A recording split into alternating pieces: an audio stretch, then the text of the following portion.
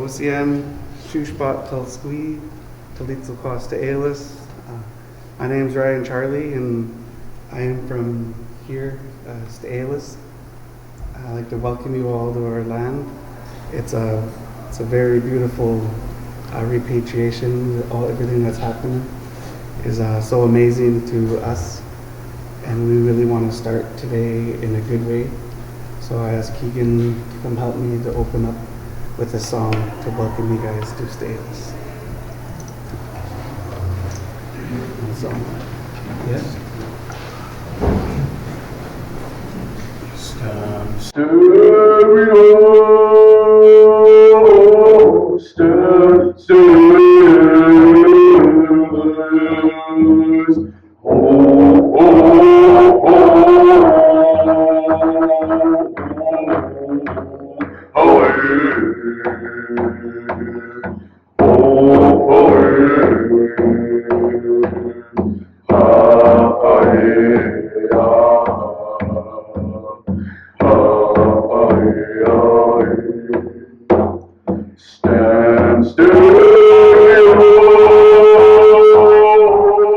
stand still.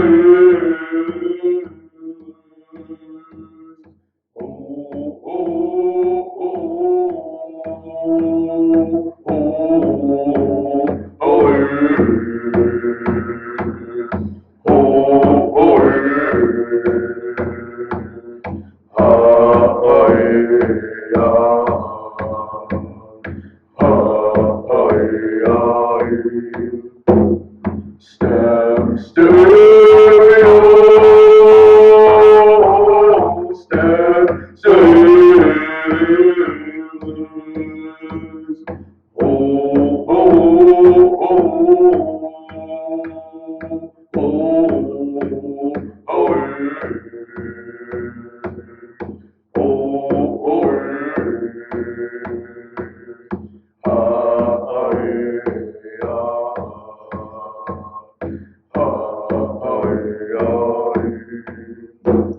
Stand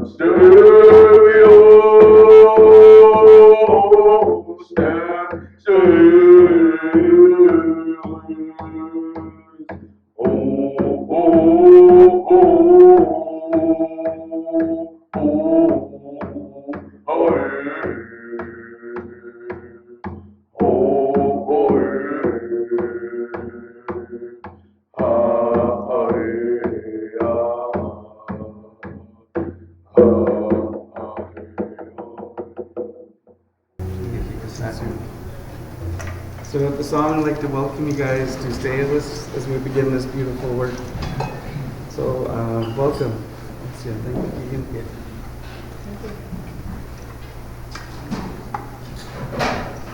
Keegan. Perfect. So we're really excited to be here with all of you today. We're here to talk about repatriation. If you haven't guessed, if you were very attentive, you might have seen the baskets on your way into this building. But if not, we will have many photos of them like this one and more to come. So we've done the welcome. Perfect. We will introduce ourselves. I can start off because I'm already standing. I am Chelsea Brown. I am the curator at the Kilby Historic Site, so just down the road. And yeah. My name is Theresa McFarland. I'm the manager of historic places and the stewardship. I just looked up at my title for some reason. I'm in the heritage branch. I'm really happy for you. Thank you for welcoming us.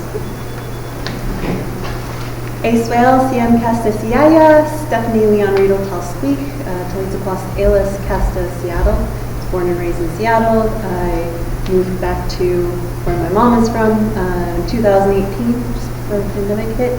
And yeah, I'm the environmental strategist for Huilachmit, or the Rights and Title Office here at Sts'ailes. It's very nice to meet you. I'm Ryan Charlie. I'm the cultural tourism host here at Sts'ailes. My office is just by the front door there. You walk by it and you come in. It's a pretty new position within Sts'ailes. So I'm actually the first cultural tourism host for Sts'ailes, and I've really been enjoying everything that it offers. and I get to come and do beautiful work like this. So we'll see.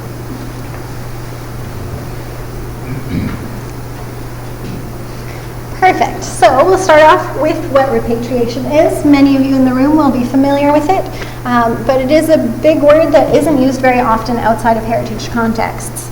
So repatriation is the act or process of restoring or returning someone or something to their country of origin, allegiance, or citizenship. In the context of museums, it usually involves the return of cultural belongings such as baskets, paddles, masks, etc., from a museum collection to the descendants of those who made them. The word is regularly used in heritage contexts, but the process is simply that of cultural belongings being returned home. This work is about ensuring that cultural belongings are being cared for by the best possible stewards. As descendants of the original makers, originating communities like Sts'ailes are equipped with the cultural knowledge to know how best to care for and use these belongings. Care can take many forms. It may look similar to museum practices, or treatment may realign with the original intent of the belonging, such as use, a return to the natural environment, or selective access. Regardless, it is the originating community who is best equipped to make these decisions. For us, repatriation looked like the return of 29 letel, or baskets, on March 3rd, 2023 to the people of Sts'ailes by the province of BC from the Kilby Historic Site. These baskets were made by Ada Peters, Alice Point, Chi-Chi Williams, Frenchie Chapman, Emma Leon, Mary Joseph, and Minnie Leon, and others whose names were not recorded. This return was the culmination of nearly 5 years of work. As you can see from our handy-dandy timeline, it's a little bit small, but we did many things in between starting the project and finishing the project. So you can see that we did inventorying, we updated policy, we signed MOUs, rehoused belongings, did provenance research, and had the final ceremony. We will go deeper into the process later. However, the return of cultural belongings is so much more significant than a movement from point A to point B. So that's why we'll hand this over to Ryan and Stephanie to discuss the heart, connection, and significance of this return.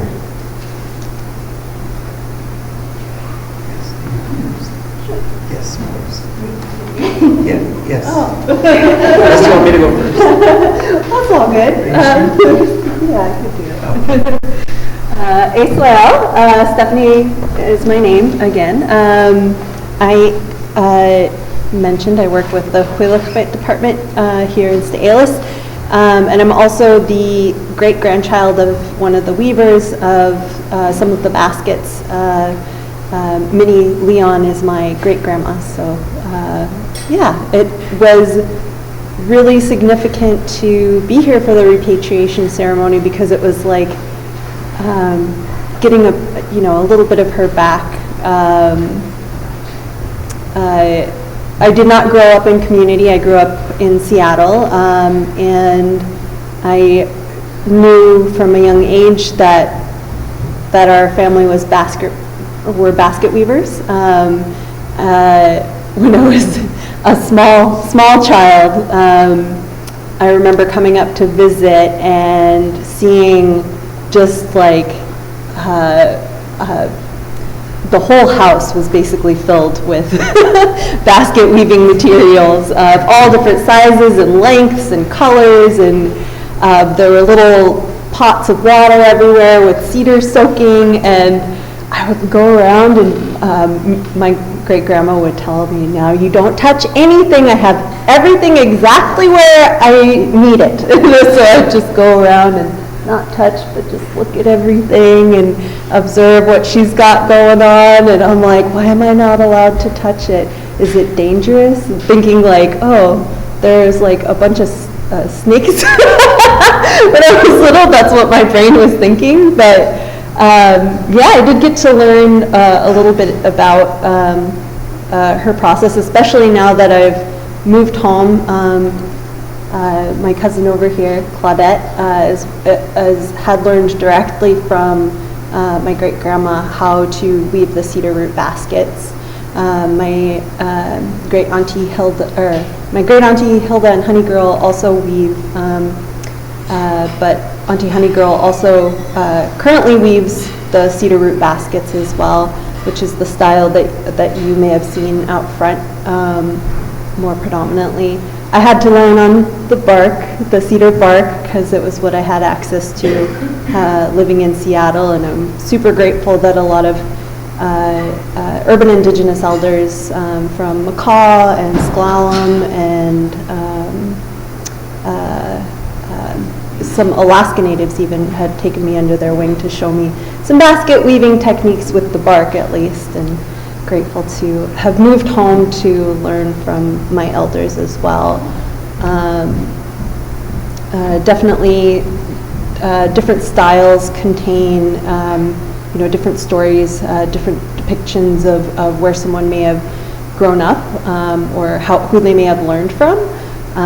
So that's a pretty significant thing when you're looking at the baskets. What story does it tell? As far as the process goes, I've been learning a little bit about the coloring, as you may see from my hat, which I did weave from cedar bark, and my Auntie Honey Girl taught me how to use some traditional dyes, which was actually pretty easy, and I was like, wow, I wish I would have known that earlier. That was, pretty easy. It's just done with iron mordant, and the cedar reacts really well to that. But yeah, my aunties would dye the cherry bark with that iron mordant as well.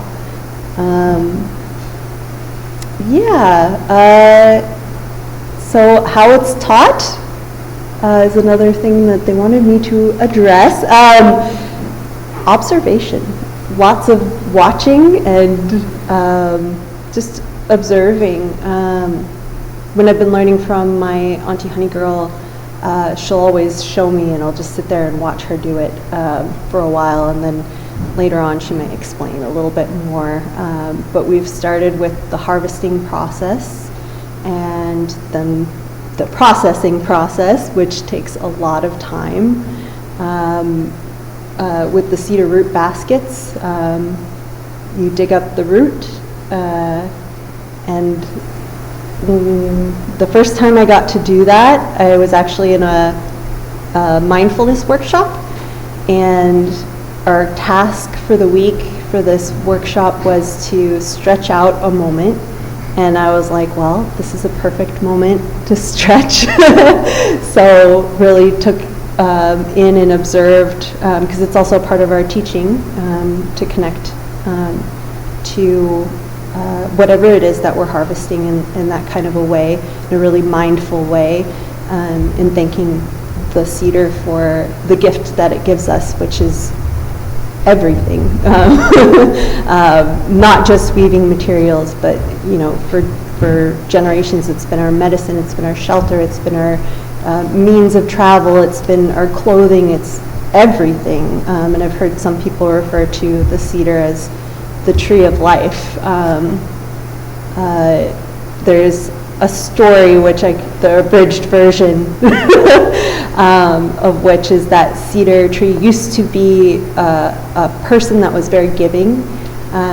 This person was always ready to provide for the community. He was always prepared. He always had extra, and was just a really giving, nurturing person. And so when transformers came through the territory as a reward for being such a giving person, this person was turned into a cedar tree so that it could keep, providing what it does to the community.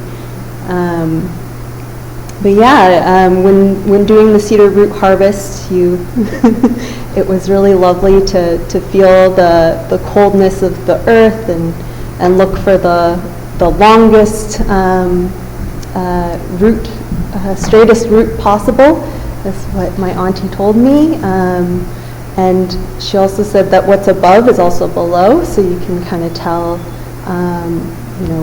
which direction the trees are going, and that there's a way that you can harvest without hurting the tree just by taking the very ends of the roots. And that was quite a lovely experience especially to stretch out, with my auntie and get in some of that medicine, because with the cedar tree, it's not just the harvesting, it's being on the land, it's being in community with the plants and observing everything that's going on around it, and really, grounding yourself and making that connection with the world around you. I think now people call it forest bathing. But yeah, it can be very therapeutic just to get out on the land, and as much as possible now, especially with the work that I do with Reedl, working on making sure that even our elders have regular access to be in that plant community. They've got folks like me to tote their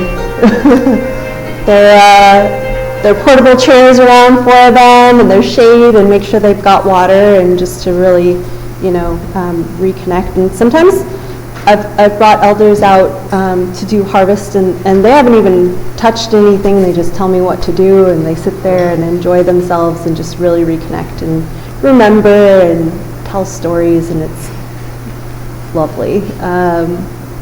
So yeah, some of the processing, again, watching.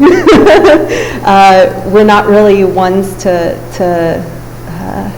give a lot of instruction when we're teaching. It's more about just watching and observing and practicing and trying and seeing what works. And then maybe getting a little direction one way or another.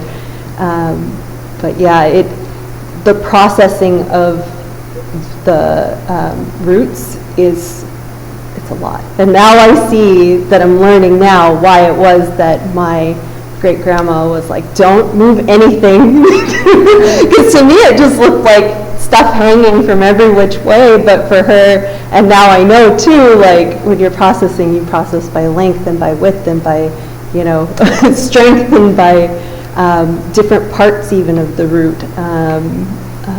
So it's not just all the same, like my little baby self thought. But basically trying to make it as uniform as possible through basically with the roots. You work with, and kind of like with the bark too, you work with each layer. So you quarter it, and then you take out the inner layer, and then you take out the next layer, and the next layer, and the next layer of these, like, the roots don't usually get but like maybe that big. So it's quite time consuming to thin out all those individual layers, kind of like the rings that you see in a tree. So it would be like carving out each of those rings separately. So yeah, I did just start learning how to actually weave, and that's been a really great process, something that I've, always really wanted to learn, and one of the big reasons why I moved home, to be quite honest. I wanted to be closer to my elders, I wanted to learn my language, I wanted to be a bridge between our home, our ancestral home, and my family back in Seattle, which is my mom and my sisters and my nephews. So I had hoped by moving up that it would be easier for them to come with me or come to visit more often. But yeah, and to learn how to basket weave with my aunties, because we want to be part of passing, that legacy down. And again, I'm grateful for the urban indigenous elders who took me under their wing to teach me a thing or two about a thing or two until I could make it home and be with my relatives here, like my cousin James and my cousin Claudette. I guess that's all I've got to say for now. Thank you for allowing me the opportunity to speak, and we'll have opportunities for questions later on. Yeah. Okay. Pasai. Good.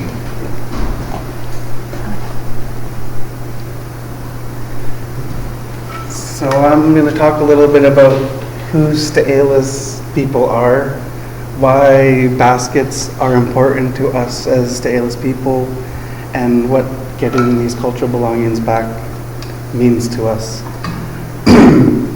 I was told a good storyteller can keep you here for days, so I'll try to keep it short and sweet. And it's even a bit harder with some of my teachers in the crowd, that told me stories. And now I gotta stand up and say a story in front of them. It's a little hard. So I hope my uncle, give me some feedback on how I do. But Sts'ailes people, Sts'ailes in our culture, that's who we are here. Sts'ailes means the beating heart in Halkamelem. The beating heart comes from a rock that used to sit in the river. So the song that we sang is an ancient song. We can't put a date on these songs. These songs come from the land, and it's who we are and where we come from. So that is the Sts'ailes song. That comes from a rock that used to bounce in the river, and they called the people who lived at that part of the river Sts'ailes.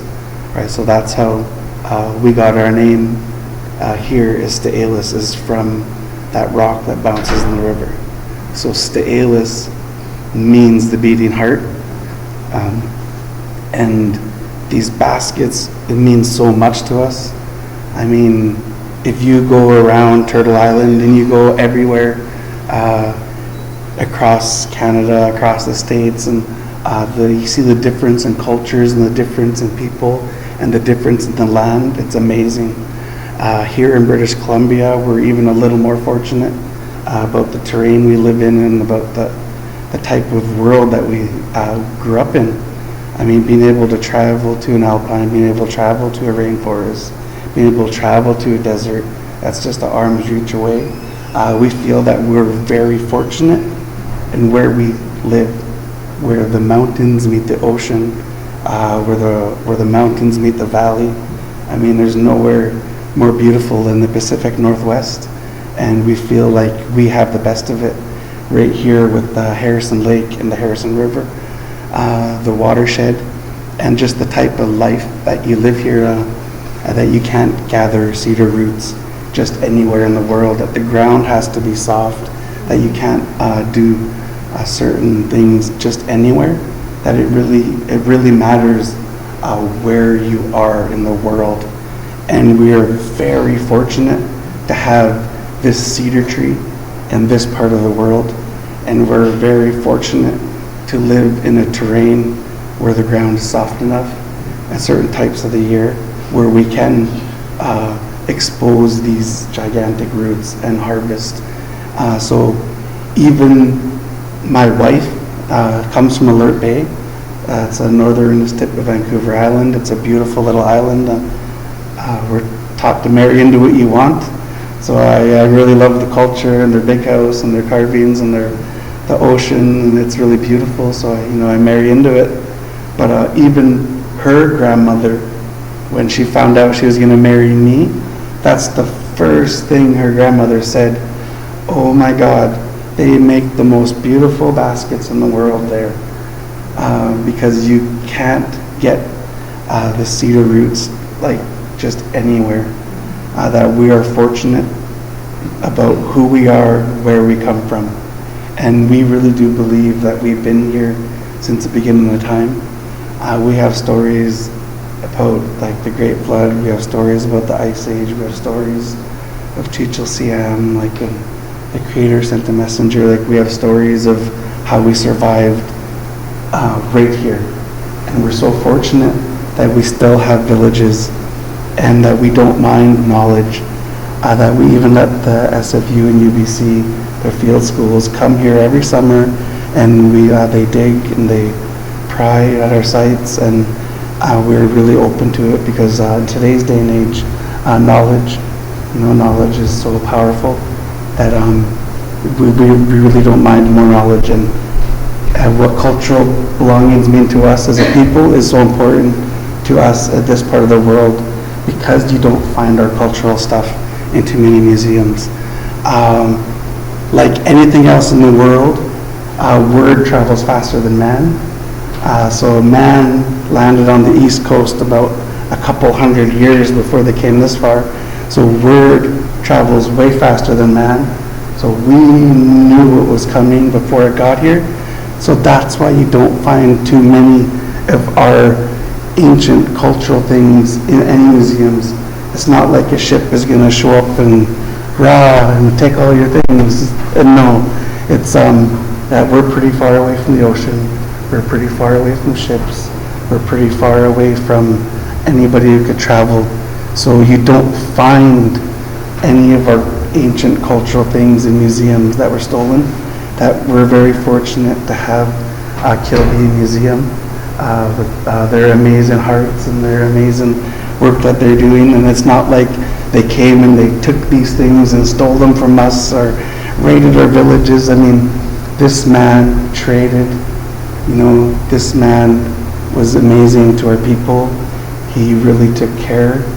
And here he is 100 years later giving it back.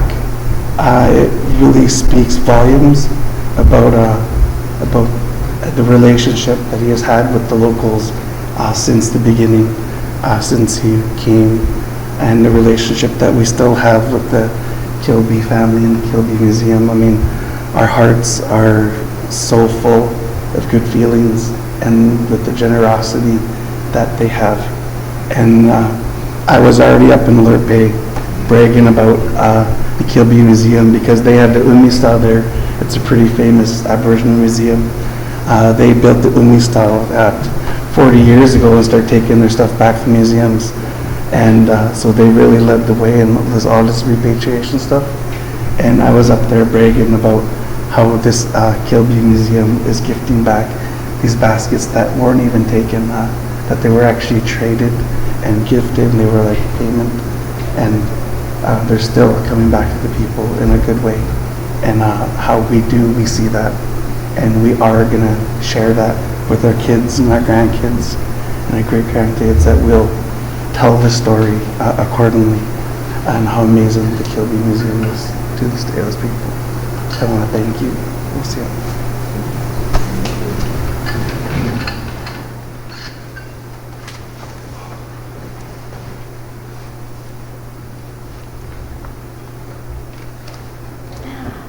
So, I want to say thank you to you both. This story would not be complete without the work of many hands and the work of many hearts. So we are so grateful for everyone who has contributed to this project and made it a reality. I get to talk about some of the logistics now. So now that you understand the heart and impetus behind this work, we'll get into the process and hopefully provide a bit of a roadmap for how we did it. It was a learning experience for us, so we hope that you can learn from the experience as well. Yeah. Great, thank you. Hard act to follow talking about policy.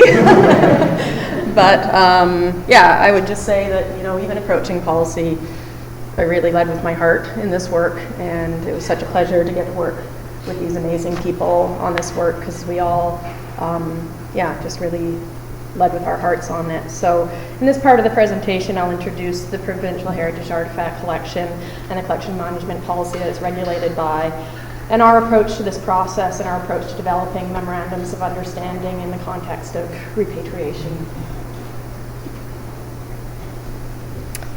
So the government of BC owns a number of provincial heritage properties that have collection components. There are over 160,000 recorded artifacts that make up the Provincial Heritage Artifact Collection. Within this collection, there are over 400 known pieces of Indigenous cultural material. The collections management policy for the BC Provincial Heritage properties applies to all the belongings housed at the sites.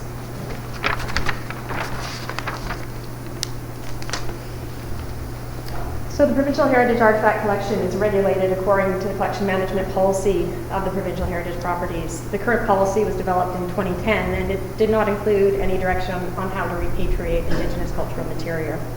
To align with the United Nations Declaration on the Rights of Indigenous People, and specifically Article 31, and the call to action of the Truth and Reconciliation Commission.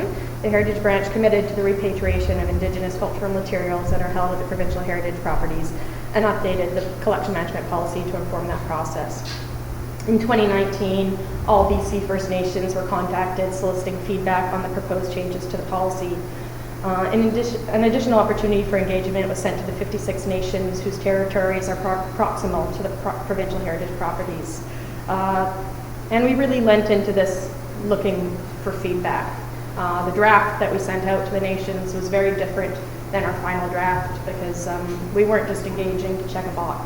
We were engaging to hear, to listen, and to make change. And you know, a big change we hear, you're going to hear me say artifact sometimes here, and that's not something we say in the context of these aren't artifacts, these are cultural belongings and cultural materials, and that's a change that we made when approaching these items. Another change that we made is one of the first drafts was which Indigenous cultural belongings are we going to be repatriating. As you mentioned, these items were traded between the nation and the Kilbys. There was no really feeling of hard blood there about how these items came to Kilby. But as we got into this, it's like if you're really truly respecting that Indigenous stewards are the best stewards of their culture, it doesn't really matter how they came into your collection. And so we heard that as well, and we've opened the policy so that all Indigenous cultural belongings are open to repatriation, no matter how they came into the collection. So I think it's important to note that you can't go into engagement, again, just wanting to check a box, wanting to hear that you're doing the right thing. You have to be open to change and be reflecting that change in the policy. The proposed amendment was also reviewed by a panel organized by the First Peoples Cultural Council of BC. We really wanted to hear from a number of voices how we were approaching this, and that did impact our end result. This engagement continued until September of 2020, and out of it came the repatriation of Indigenous cultural belongings into the collection management policy.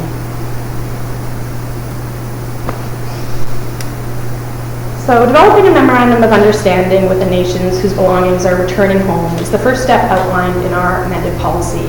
This approach came directly from the engagement again. It was a change that we made. Our first draft had a pretty prescriptive policy and procedure for repatriating, and we heard from the nations that gave us feedback that it's not a one-size-fits-all approach. Different nations are going to have different protocols, different Indigenous laws that we'll need to respect and follow if we're doing this project authentically, and we heard that as well. So we did develop a policy where the first step is to come together to work on developing a memorandum of understanding where we establish shared goals, make sure that we're aware of the Indigenous laws and protocols that we need to follow throughout this process, and that we can lay out this process then together. It also allowed us the opportunity to talk about what if we disagree on something, what if there's a dispute on something that comes up during this process, how are we going to handle this? That was also a big part of from the nations as well, in case there was potentially a disagreement within the nation of if it should go to a family member versus the nation, and how should we handle that, or should we leave that to you to handle that, and how would you like to handle that? And that was all pieces that we worked out during the development of the MOU to make sure that if those situations did arise, we all knew how we wanted to handle it, and we all could always come back to our shared goal of we believe the best stewards of these items are the Sts'ailes people. So we began engaging with Sts'ailes and Sts'ailes nations with regards to repatriating some of their cultural material from the collection held at Kilby General Store Museum. And memorandums of understanding were developed collaboratively between the province and the nations respectively, and were important in informing the process. I'd also like to thank the Ministry of Indigenous Relations and Reconciliation, who supported this work through their Indigenous funding program. Because I think it's also important to make sure that you respect the time of everybody involved in the process and not expect that experts and elders are going to be coming to do this work for free when you're engaging in this work. So there is a cost to repatriation, and it's something that museums need to be prepared for. I think it's back to you, Chelsea. So I'm going to talk a little bit about this specific context. So for those of you who are unfamiliar with the Kilby Historic Site, we are one of 9 provincial heritage properties. We're located on the traditional land of Sts'ailes and Scowlets. We are located by some ancestral villages that are over 3,000 years old, and we know that the peoples have been here since time immemorial. We are just down the road, 8-minute drive. We're at the junction of the Harrison and Fraser Rivers, which made it an ideal location for lumber mills in the 19th and 20th centuries, hence the name Harrison Mills. The Kilby family, for whom the historic site is named, arrived in Harrison Mills in 1902 and built their general store in 1906, which is here pictured. But this is today, not 1906. Thomas and Eliza Kilby's son, Acton, took over store operation in 1922 with his wife, Jessie. By then, the population had dwindled due to the closure of the local mill, but together they ran the store until 1976. In the later years, Acton had arranged some of their collection in the upstairs right above the general store as a museum. It was purchased in 1972, so a few years prior, as a historic site, and it gradually transitioned into the museum that it is today. Today we have the General Store Museum, a demonstration farm, cafe, and campground. So we've had some people touch on this a little bit, but I can say that this work was carried out in a fairly easy and kind context. And by that I mean that historically the Kilby family had good relationships with the people from Sts'ailes and Scowlets. While there are good and bad accounts, they are primarily positive. Acton learned to speak Halkomelem, and the neighboring nations were his main source of business after the lumber mill closed. He would offer credit, was known as a fair trader, and would help put pressure on forestry companies to ensure that their employees from both nations were paid. However, there were limits to the credit he would extend. Sometimes he would withhold paychecks until outstanding bills were paid, and he had a sense of humor that sometimes made people feel uncomfortable. Even so, the relationship we were working with was a fairly positive one. And as we've touched upon, to our knowledge, all of the baskets were either traded for goods or donated by Indigenous and settler families after the museum started to become a museum. In modern times, Joanne Leon, our excellent executive director, has married into the Sts'ailes community. And she has been fostering excellent relationships between the historic site and the communities for over 20 years. She understands the culture and ensured we were conducting ourselves in the most honoring way in each step of the process. She was able to help bridge gaps between expectation and reality, and was always close at hand to make sure things went smoothly. These relationships, in addition to the support of the Heritage Branch, policies being set in place, and the fact that no culturally sensitive belongings were included in the collection, made this a fairly safe learning environment. We don't want to diminish the work that was done, but we also want to be honest about the situation it was conducted in. So, collections work. What did we actually do? We started off by improving our documentation. It's always a good idea to start with what you know. We were able to complete these first steps within existing structures and with existing resources. This is the doing your homework stage. We did research, tidied up records, and made sure they were complete and searchable. This included adding different spellings of Chehalis and Sts'ailes to ensure that records were accessible no matter what term was used. Part of this also involved interrogating search terms and descriptions. Many archivists and librarians have done lots of work on this, on how to remove language of othering while maintaining effective search capabilities. This is something to keep in mind and to research when you start updating your own records. Conservation. So we prioritized the cultural belongings in the collection and worked to ensure that condition reports were up to date. We also did some basic cleaning. In terms of conservation, we mostly did what we could in-house, since funds aren't always unlimited. But if you're applying for a larger grant or have a very large collections budget, often you can contract some of this work out or do more extensive conservation. Rehousing. So we rehoused all the belongings and acid-free materials. Due to previous budget constraints, they had been stored in regular cardboard boxes when not on display. In 2021, the Heritage Branch generously funded a special rehousing project. So we bought or made boxes out of acid-free materials, lined them with Valera foam, and created custom supports of ethafoam to prevent the baskets from shifting in the boxes when the boxes were moved. We also added extra supports for parts of the baskets that were extra fragile, so they wouldn't keep on sagging due to gravity. Here I've listed an excellent resource called Housing Archaeological Collections in the John Hopkins Archaeological Museum by Sarah Berg. It is very useful if you're a smaller museum or if you haven't done a rehousing project recently. It has how-to, step-by-step, and supply lists. Provenance consultation, the most exciting part of the prep work. So we're back to this good old timeline. As you can see, we did 2 rounds of provenance research. So the first one was March 2019, and then we also had another round in March/April 2022. For the first round of consultation, we invited a few elders and knowledge keepers from the communities to view the cultural belongings and to tell us what they knew about them. It was a good opportunity to ask questions about redesigning an existing exhibit and to gauge interest in the return of these belongings. At this point, we weren't fully ready to repatriate, as we didn't yet have the policy or MOUs in place, but we knew it was something we wanted to work toward. We laid out all the cultural belongings we had in our care in the General Store Museum.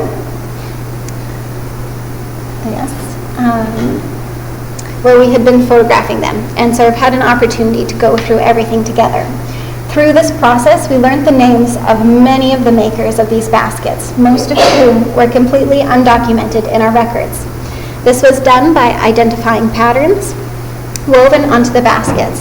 Each pattern is passed down through generations within a family, and each maker adapts the designs to their own style. So essentially, the signature of the maker is woven directly into the basket.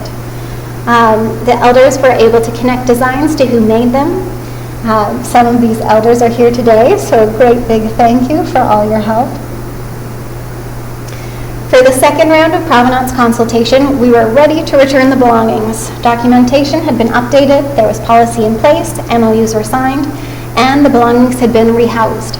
We also knew where the gaps were in our records, so we could ask very specific questions, and we had learned already that the baskets were of great interest, while the lithics held at the Kilby Historic Site were of less interest due to lack of provenience.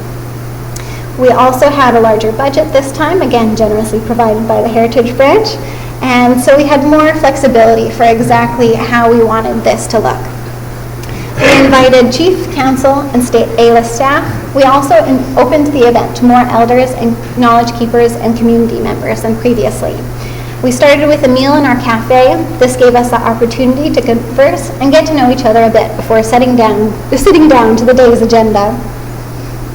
There was also a fairly large contingent of people from Sts'ailes, which I think was very helpful because they were essentially bringing their comfort zone with them, even though they were in a potentially unfamiliar space. This made it easier for Kilby staff to join in on banter, ask questions, and start conversations. People didn't feel put on the spot or that they were the center of attention, even though we were still being intentional and getting to know one another. After a meal, we turned our attention to the cultural belongings, which we had set out in the same building. Since we had just eaten, we did ask people to wash their hands first, but they were encouraged to touch, handle, and pick up the cultural belongings so they could take a closer look. This further helped create a comfortable environment once people got started, as it helped subvert expectations of what a museum is and how people are expected to behave in them. This helped demonstrate that we are not the colonial institutions of the past. It also demonstrated that the baskets are theirs, and that we value traditional knowledge and Sts'ailes ways of knowing. Secondly, we worked to make the belongings more accessible. So as mentioned, we had brought the baskets down to the cafe for better accessibilities. While most of them were on display at the time in the museum, our museum is built 11 feet off the ground, so you have to go up a very large ramp and then up another set of stairs in order to get to that display. So part of it was just physical accessibility, bringing it to a location that was closer to the parking lot, that was on ground floor. And the process made them much more accessible for everyone, but especially for elders. We also made ourselves and the baskets available for several days after the initial meeting, so other community members who weren't able to attend the lunch could give us a call and let us know when they were coming, so people could have a hands-on experience with the baskets without, that wasn't just like the one time and you have to get it done. So it was very nice because we did have lots of people that came and visited us after the original start. From this point, we had a better understanding of the next steps to repatriate the belongings. We had met and started building relationships with the individuals who would be able to help us move the project forward. So they were the ones who could make decisions, fill out paperwork, answer questions, and help with planning the ceremony. So, the ceremony, most exciting part. I will hand this over to Ryan and Stephanie if you'd like to talk about the ceremony a little bit. We're going to talk about the ceremony and like what it looked like and the meaning behind the drumming and the singing and the blanketing. So when we blanket somebody, it's to you blanket somebody, right, and they pin the money. It's just to signify that they're doing work for the family. So like we were acting like Sts'ailes and Kilby's were the family doing the work. Right, so that's why the Kilby's staff followed with quarters, and they followed to signify that they were the ones doing the work with Sts'ailes, and that we were hiring. They say hiring, right? And that's what the blanket is you cover them as to signify that you're hiring them, and the money is a form of payment. We don't like to say it is a payment. Like that's what the quarter bags and the money are more of a thank you. And you'll notice that it's said even in ceremony that they repeat it over and over and over that this is not a payment, this is not a payment, and that it's more of a thank you. That traditionally it would have been other forms of thank you. It would usually be trade, right? It would be something that you have and you would trade. So Sts'ailes has baskets, but a lot of baskets, you probably trade a basket. But that's usually what the significance of the money is a form of payment, but not a payment. So that's what the blanket and the quarters of the money is, a form of payment. The significance of drumming the baskets into the space was a way of bringing in, we say bringing in the spirit. We like to bring in the spirit of the occasion. Because our ancestors, right, here since the beginning of time. So we have lots and lots of ancestors in the spirit world, and we believe that our physical world is tightly connected to our spirit world. So we're always respecting our ancestors and the spirit of our ancestors. So drumming them in and bringing them into a space is not only for the physical people in the room. It's to gather the spiritual people and the spirit of the occasion. So that's a little bit about the blanket and the quarter bags and the significance of drumming and singing. Is to bring in the spirit of the occasion to the people and to our ancestors.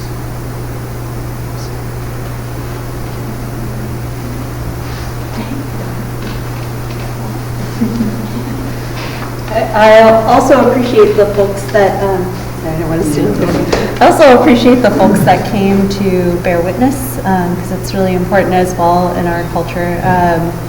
You know, that the people who gathered to observe the work that was being done can report back to other community members and let them know what happened that day.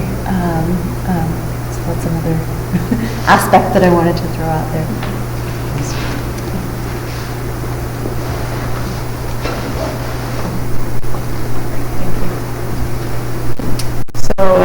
The repatriation ceremony was incredibly significant to me. Roger and I up there, you can see him holding back tears as I'm feeling them now as well, but it was really, really an honor to be blanketed and to be part of this ceremony and to learn even more about this really incredible culture of Sts'ailes, and this work meant so much to me, and it was really nice to be surrounded by other people that it clearly meant a lot to. So it also meant a lot to me as a public servant. It was a reminder that, you know, sometimes we can make a difference on issues that we care about. I started working on amending the collection management policy back in 2018 in a very different role than I'm in now.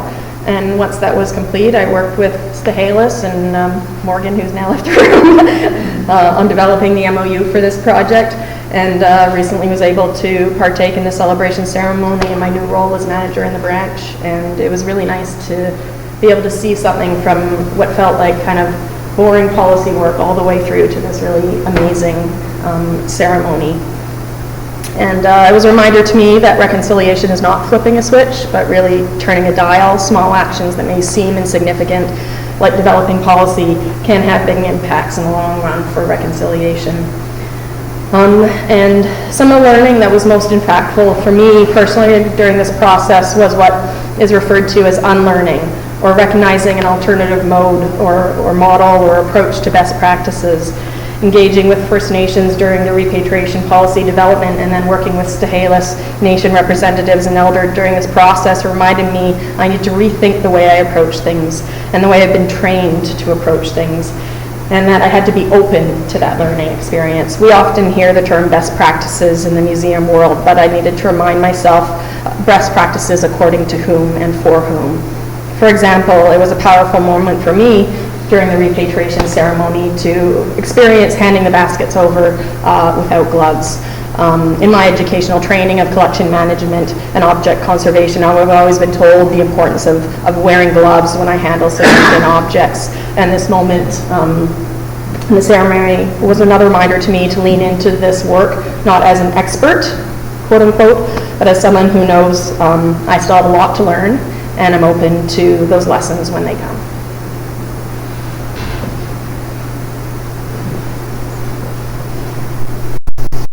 So we'll talk about that a little bit. As museum professionals, it's drilled into us all along to always be using gloves, but that practice was a more recent invention in the history of museums. So before the Victorian era, touch was seen as an essential part of learning, and it was definitely encouraged in museum spaces. Solely viewing a collection was considered a superficial means of apprehending it. Taking time to touch artifacts and to turn them over in one's hands showed a more profound interest. So it wasn't until the Victorian era and the rise of public museums that objects and belongings began to be placed behind glass to minimize wear. The reincorporation of touch for experiencing the return baskets signaled a change in our museum practice, in which we looked beyond colonial traditions and sought to dismantle them. It's amazing how a small act can feel so radical. This shows how firmly colonial legacies are entrenched in our field and how important it is to understand their origins. Often we think we're inventing something entirely new, but history will tell us it's the same old, same old. There we go. Institutions dedicated to preservation can be notoriously reluctant to change, but we need to dedicate ourselves to actively listening and to interrogating established ways of thinking. This process was about acknowledging the true owners of the cultural belongings and making sure we weren't standing in the way of their experience. Speaking of colonial legacies, in the 18th and 19th centuries, globalization and colonial expansion facilitated the mobilization of objects and cultural belongings around the world. These items were assumed to be physical embodiments of the cultures, peoples, and places from which they came. They were considered an objective means by which to understand various peoples and places. However, in moving cultural objects into museum and laboratory spaces, they were shorn of context, their meaning, and divorced from use. At this time, there was a belief that the objects held all the necessary information to understand originating communities. They believed this information could be uncovered by the penetrating gaze of the scientist. Through this process, however, regardless of context, everyday items were given meanings that would be thought of as inherent or natural, which were, in fact, often the product of deliberation and sometimes contrivance on the part of collectors and curators. Here we must note that seeing is shaped through other factors such as culture, type of education, etc. In the instance of this repatriation, the baskets did not travel far, but they were still removed from their context, and the legacy of 18th century museums and knowledge production shaped how these cultural belongings were approached in our 20th century museum. For example, museum professionals at the Kilby Historic Site saw only an X pattern on the pictured basket. Meanwhile, during our consultation work in March 2019, an elder from Sts'ailes, Monica Jo, immediately saw a butterfly pattern, a pattern that had been passed down in her family. She knew the original maker and had intimate knowledge of the basket's creation, all details which had escaped the penetrating gaze of the museum professionals who had worked on it. Cultural belongings are especially significant because of their context, the ancestors who made them, how the materials were harvested, those taught throughout its creation, and those who used, sold, and traded them. When talking about this experience, people would often ask what happened to the baskets after they were returned.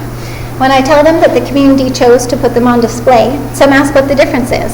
What has changed other than the location of the display? The difference is context. The process was about reconnecting people with their cultural belongings and cultural belongings with their people. Those who see the baskets on a daily basis understand the expansive context that goes unseen by settler eyes. What is different is that the people who now see them see so much more than a simple basket. Would you guys like to talk about having them in this building a little bit? Having them in the building is so amazing. I know Kilby's is very close. It's just a hop, skip, and a jump, and half the community lives at Kilby's Beach all summer long. So it really isn't far, and a lot of the community do see it in the building down there. But being in this building, the amount of traffic it gets from the elders mainly is really amazing, and from a lot of our directors and our managers, right, and our CEOs, like these people who are so busy all day, every day. It's actually, a lot of them, this is their office building. These meeting spaces are actually rented out quite a bit. And my tourism office is just right there. There's even a few baskets in my office. So like being able to show these baskets not only to the elders who are here on a daily basis. The elders just had a meeting in this very room yesterday. So, you know, watching them all congregate around the baskets and right here is amazing. And hearing the laughter and the joy coming from the group, it's very satisfying for me. And it's nice to watch the conversations start, you know, about the baskets, about where they come from and how they're related to these family members. And a lot of them have blood ties to a lot of these makers. So it really gives them a sense of pride, you know, being able to look at a piece and be able to say, my great-grandmother or my great-great-granduncle, you know, made that. And it's a beautiful thing, and it really makes you feel grounded in life. It really makes you feel grounded, you know, about who you are, where you come from, what you belong to, and watching not only our elders be able to be grounded, but watching the elders pull their grandkids aside and saying, hey, look at this, you know, this was your great-great-grandmother, you know, and sharing a story of bloodlines and about family trees, and watching people who are not even from this community. The other end of this building is our child care, right? It's our Lhawathet. We just have jurisdiction over our kids. So like, you know, it's very important for these kids who are not even from here. They were never raised here. Their parents were raised here, but they have blood ties here. And to watch them come into the building and are just learning their ties to the community, also get to walk by these baskets and get to feel the same connection that our elders have felt who have lived here their whole lives. So it really is equal for everybody to come and to see and to be a part of these beautiful baskets. We have this on display here. So it really means a lot to us as a people.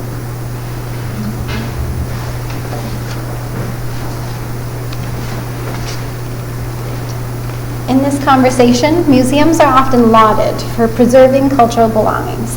However, we must note that preservation was only necessary because of colonial activity.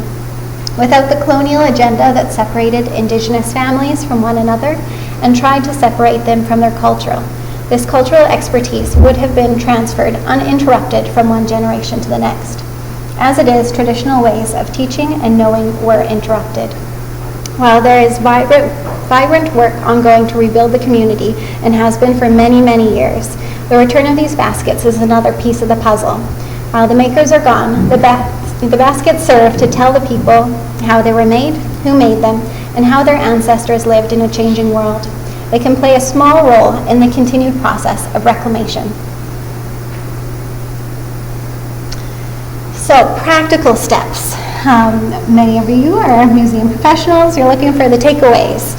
So the basic things that you can do to get started. Repatriation is a big topic and often feels rather daunting. So start with what you know and build upon it. Working in nonprofits, many of you will be familiar with working in understaffed organizations. Our counterparts working in the Indigenous communities are very busy and are often working in similar environments. Consultation should be a part of every step, but make sure you have done your homework first. It is your responsibility to understand the history, the context, and the community as best as you can. You should be doing most of the legwork. A good place to start is the newly released Candid, Actionable Reconciliation Education Resources, created by the Musqueam First Nation Archives and the BCMA. In their relationship building workbook, they note how cultural institutions often rush to create relationships without learning, questioning, and reflecting on their own practices and histories, therefore expecting Indigenous communities to reflect for them. This creates inequality in labor, both physical and emotional. To prevent this, we start with what we know and we work to address it. So, step 1, ask people who have been through the process. They will be able to give you very practical tips about logistics, budgeting, great documents to read, etc. Budgeting is a big one, especially if you are depending on funding from a grant or other external source. Someone who's been through the process will be able to tell you what worked, what they learned, and what they would have changed. 2, read as much as you can about repatriation projects and best practices regarding consultation. Each context is distinct, but there are similar threads that link the work. There are so many good resources out there that will help you identify your own blind spots and will challenge the ways you think in the best possible way. If you want recommendations of where to start, you can come say hi to me at the end. There's too many recommendations to include in this presentation, but there are lots of good things out there. 3, determine if any of the items held at your institution may be sacred or culturally sensitive. The Reciprocal Research Network is often a helpful place to start. It is a database of Indigenous belongings held at cultural institutions across the world. Museums who are further down the road of reconciliation may have already done some of this research for you. Search for items that are similar to those in your collection and pay close attention to those that are labeled as culturally sensitive or say no images allowed.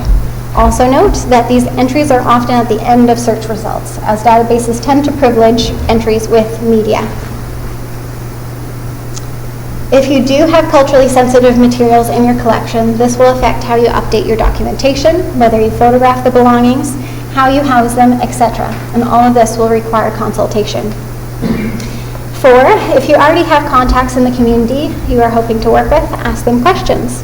If you haven't started building that relationship yet, research who might be able to help and start the conversation. Remember that they are busy, so do your research first. Don't ask them to do the work for you, but do ask for help when you need it.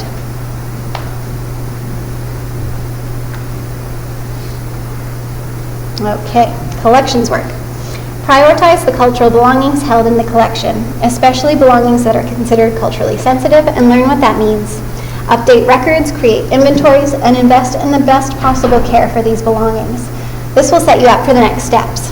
It also shows that you highly value the cultural belongings in your care, and it makes it easier to hand over the belongings at the end of it all, when the documentation's all nice and neat and everything's packed up in its own beautiful box. If you're housing multiple items in a box, one handy tip is make sure that all of the items in that box are from the same nation. That way you prevent yourself from having to do extra work later. Start with the things that you can do with existing resources, such as creating inventories and updating records. Often basic collections work is something that can be done internally, but if existing staff and budgets can't accommodate the time and resources needed for this, start seeking funding through grants. So always have some grant ideas prepared, as you very well know. Deadlines have a way of slipping into your inbox at interesting times. So, relationship building. One, permanent senior staff should take the lead. Relationships are built between people. Your job will be much easier if the staff involved is there through the entire process. Involve other staff members because it is an incredible learning opportunity, but choose lead staff who can carry the process through. This also demonstrates respect to the nations. 2, share a meal. Sharing a meal is a great way to build relationships. Everyone feels a little bit awkward in new situations, except for maybe you crazy extroverts out there. Sharing a meal allows people to relax, find common ground, and start conversations. Sitting down to a standard meeting with business notes and speeches and the like doesn't provide the same opportunity for connection. 3, make cultural belongings accessible. The provenance work we did was the most meaningful part of the relationship building that we did before the ceremony.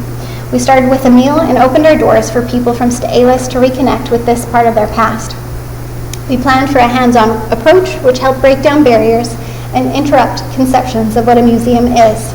The process made space for conversation and demonstrated that the museum was a safe space to visit. In our case, while admission to the historic site is free for both Sts'ailes and Skalitz community members, and because the collection could be accessed in the display in the museum, taking the next step of physically moving the belongings and inviting people in specifically made the collection even more accessible, and that step made a huge difference. Last year at our opening season, we had record numbers of community members visit us and support our work because they had been to the museum a few weeks earlier, they knew it was a safe place to visit, and that there were stories relevant to their experience. We can say that all people are welcome, but words don't have the same impact as actions. If we hadn't been able to move forward with repatriation as quickly as we did, community members involved in the 2022 provenance research work asked that these events be put on annually. These events were such an incredible opportunity for connection. This can also be a helpful alternative while you prepare the collections in order to repatriate those belongings. It was also vastly helpful to have done the provenance work as we had, a meal together, community members invited, because this earlier piece of relationship building made the repatriation ceremony so much more meaningful. There was more intermingling, more laughter, and more heartfelt moments, like a teary-eyed hug as we loaded up the baskets for transit. Don't try to skip ahead to the final transfer. Take the time to make the most of each part of the process. Also, number 4, or a bit of a side note, on our road to repatriation, we did oral histories and consultation on an exhibit, which can be helpful in creating points of connection and relationship if you aren't quite yet ready for repatriation. Start the relationship sooner rather than later. If you need to give yourself a reason to reach out, do. Come up with a project and get started. So, budget time and money generously. Like I said before, most of us who work in the heritage sector know what it's like working in situations and in projects where certain budgets are tight. Our counterparts working within originating communities are often working in similar situations where staff is wearing many, many hats and taking on lots of different projects. Projects take precedence at different times. Always prioritize repatriation, but know that things might move slowly when you are sorting out contacts, building relationship during busy cultural seasons, or during elections. When we started, we thought the process would go quite quickly because the willingness was there. We thought we would sign a few papers and return the belongings. While this is a simplified premises of what happened, there were a lot of steps in between, and there were seasons of reduced capacity or slow progress. There were also simple logistical holdups. We were working with 2 nations at the same time to repatriate the belongings, and our paperwork for deaccessioning was the same document. So the timelines for the 2 nations didn't always match up, and our timelines didn't always match up. So give yourself lots of space for life to happen, but stay committed. Follow up regularly, give people time when they need it, but always be prepared with the next steps so you can keep the project moving forward. Also, create a flexible budget. This is where it's very helpful to ask people who worked on similar projects, ask if there's anything they missed or would have changed. Budget for meals together, honoraria, thank you gifts, and for extras of everything to ensure no one is left out. Start now. As museum professionals, it is our job to start the process. Museums are not just about preserving the past, but about engaging the present to build a better future. Reconciliation is part of this work, and repatriation is a practical step to help us move forward together in a good way. Don't wait until a nation asks for the return of their cultural belongings. Start the work now. Contact the relevant communities and tell them what is held in the collection at your institution. Ask if they are interested in the return of their belongings or how they would like to be involved in their care. Build relationships, ask questions, apply grants, start the work. The process can feel daunting, but it only takes a single step to start. And we made it to the end, guys. We did so good. So at this time, we would like to thank you all for your time and attention, and we'd like to accept any questions that you guys have.